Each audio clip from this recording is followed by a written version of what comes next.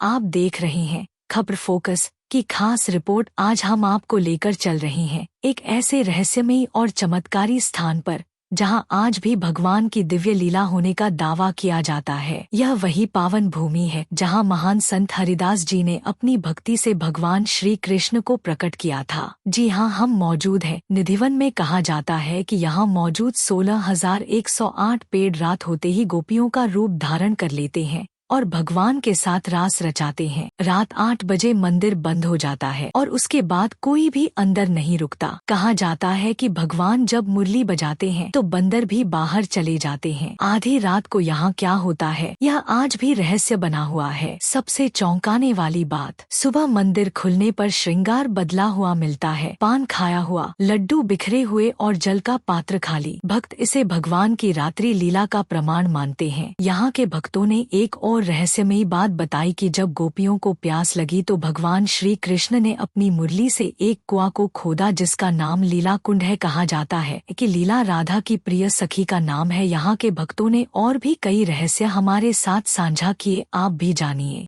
हरिदास जी ने तपस्या करके बांके बिहारी और उनके बड़े भाई बलदाव जी महाराज को प्रकट किया। ये स्वामी हरदास जी की तपस्या स्थली है। ये तानसेन के गुरु थे जो यहाँ पर 1535 में समाधि में लीन हो गए। उनकी समाधि आगे आपको वहाँ दर्शन करने। तो इस पेड़ों की भी मान्यता है। ये 16,108 पेड़ हैं जो रात्रि में गोपियां बनती हैं और भगवान कृष्ण के साथ में महाराज की लीला करते हैं।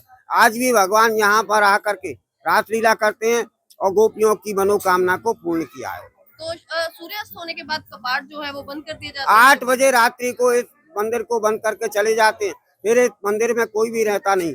भगवान जब मुरली बजाते तो ये बंदर भी बाहर चले जाते हैं।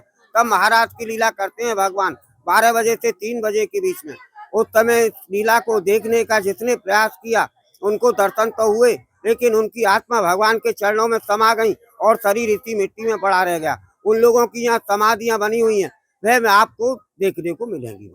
और मंदिर में भी बताया जा रहा है कि जो श्रृंगार का सामान होता है वो भी ये श्रृंगार का सामान 8 बजे रात्रि को रखे जाते हैं। दातुन, पान, लड्डू का प्रसाद चांदी के लोटे में जल भर करके वो सुबह 6 बजे मंगला आरती होती है। जब उनको दर्शन कराए जाते हैं, दातुन चबी हुई मिलती है, पान खवा हुआ मिलता है, लड्डू का प्रसाद बिखरा हुआ और जल फैला हुआ मिलता है। यही लीला हजारों सालों से चली आ रही है और आज भी प्रत्यक्ष देखने को यहाँ आपको मिलेगी। आपका क्या नाम है? मेरा नाम हरिशंकर शर्मा। कितने समय से यहाँ पर लोगों को इस बारे में बता रहे हैं? कब करीब 50 साल हो गए मुझको। यहाँ पर एक कुआं भी देखा गया। कुआं यही है, ललिता कुंड है उसका नाम। हाँ, उसकी भी कोई मान्यता है? ये ललिता कुंड जो है, गोपियों को जब प्यास लगी तो भगवान ने अपनी मुरली से इस कुंड को खोदा है, इसलिए इसका नाम पड़ गया ललिता कुंड। क्योंकि राधा रानी की सबसे प्रिय सखी थी ललिता जी, उन्हीं के नाम से ये कुंड बना। राधे राधे।